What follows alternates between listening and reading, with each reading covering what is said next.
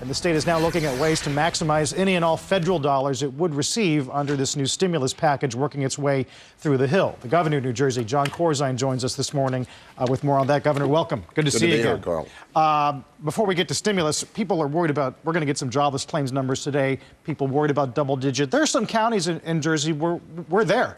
We're seeing very high unemployment in our urban communities. That, by the way, we never saw the growth in employment in those areas, and they're the first to lose the jobs when things turn negative. And so, yes, in those concentrated areas, we're seeing very large unemployment. You've been, I guess, hesitant or unable to give us some dollar figures on what stimulus might mean to the state. Well, since I was a U.S. Senator, I know that just because you pass a House bill doesn't mean that it's going to match up with the Senate bill. The Senate is going to argue, and it has a lot of differences inside that package, and then they're going to go to conference. And it's a third round of negotiations, and so I think it's premature to be too predictive. If we took the House bill, I'd feel pretty good about how it treated New Jersey with regard to health care, education, some fiscal stabilization.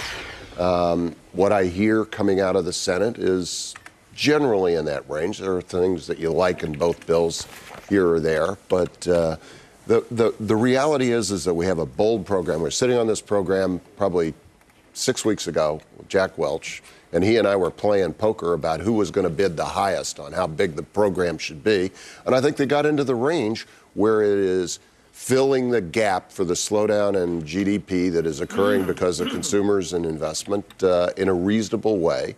There are things that you could argue with, and there are things that I like in the program. I think it's bold, and I think it'll make a difference to the economy, and makes me more optimistic, not less. I don't like the mix as much as I like the total. And I mean, in my view, there isn't enough in the stimulus side of the thing. Right. And I'd like to see the Senate move it a little more that way. Jack, I think both you and I would like to see infrastructure more emphasized in this this package than some of the elements of it. But you have to be focused on the fact that if the state of New Jersey doesn't get some help, we're going to lay off more than the 7,000 people that we've already reduced our payroll by in the last 2 years. We will end up having more hospital closures if we don't get people insured, and you'll end up paying for it in some other way. So I understand the arguments for a lot of the things that are supportive of the social safety net, which I know a lot of my business friends might say doesn't look as stimulative as they'd like to see. But if we don't put money into those kinds of programs, then somebody else is going to end up cutting, and that's going to end up reducing job growth or stabilizing job growth in other areas. And, you know, I've seen it happen. Our hospitals are cutting employees right now. No, I actually think the safety net things are pretty good in there, John. I think you need a bucket of more stimulus, keep the safety nets, and get rid of some of the nonsense stuff that they threw in the back end of that. Well, there are clearly individual programs, maybe not earmarks, but individual programs that some people like better than others that you could talk about. I could argue whether we've got the right mix on taxes in some ways, too. Yeah. There's a lot of money going to programs that look a little like the stimulus program we had last year on taxes. And I don't think anybody would argue that was a bonanza for current economic but that's affairs. that's just part and parcel of how these things get done, right? I mean, if you open the window to let the air in, there are going to be some flies that come in the house. Well, I want to go back to where I started. I think this is a good overall program. It's bold. It needs to be done. We needed to fill the hole that the private sector in this deep recession is not providing for. And it is temporary. It's 2 years, and I think that we have to be disciplined about weaning ourselves off of this kind of support.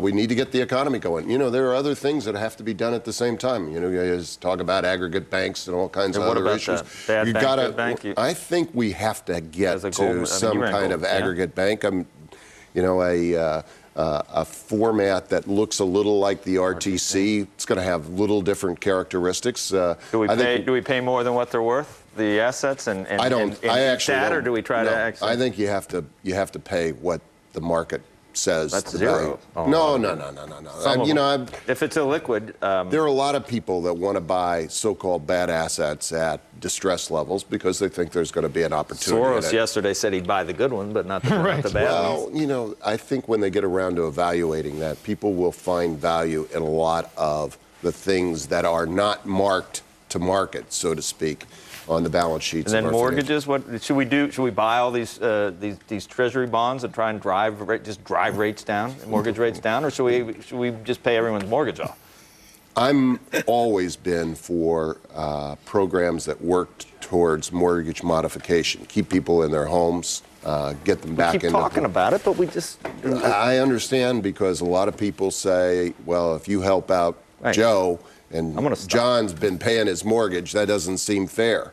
The problem is, if Joe's house goes into foreclosure, gets boarded up, my house price goes down. If the aggregate market price goes down, that ain't good for any of us. And so I think we ought to get moving on it. Can I take you back to your Goldman days and a tough year?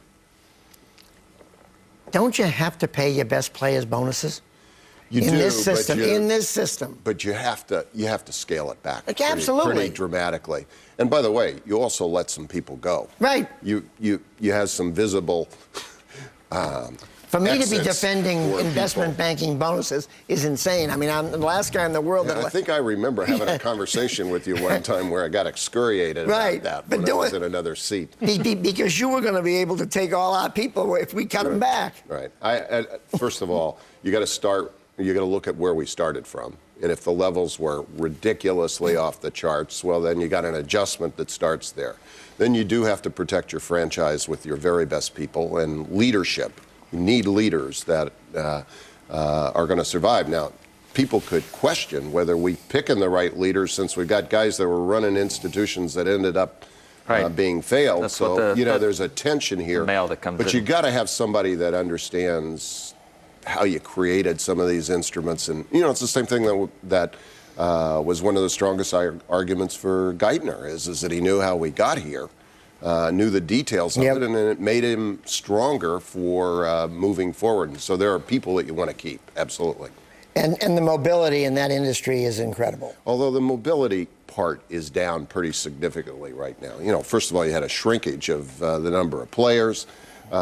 People like security, even in the Wall Street context. And so I don't think there's going to be a lot of jumping around. People say, I got a job. I'm pretty fortunate right now. Part of the problem is just the way the bonuses are structured. I mean, the way people think about bonuses on the street, right? Well, I don't exactly know the compensation structure at GE, but, to give people a huge payout on a one-year performance is always sort of crazy. Ours is a whole different backwards game. You gotta. We pay salary.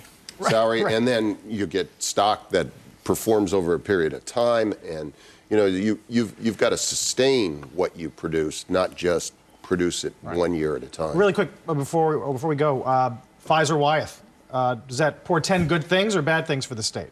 Well, Wyeth has a big footprint. Pfizer has very little.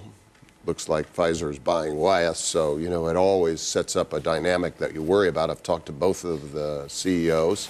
I'm actually on my knees trying to convince them. Wyeth has an incredible campus in New Jersey. And we saw Verizon, which aggregated a number of the telecoms, end up putting most of its administrative headquarters in New Jersey when it really wasn't a New Jersey company. We'd like to make it favorable for them, and we're going to work very hard to try to be an important part of the new merged company. And we got to go.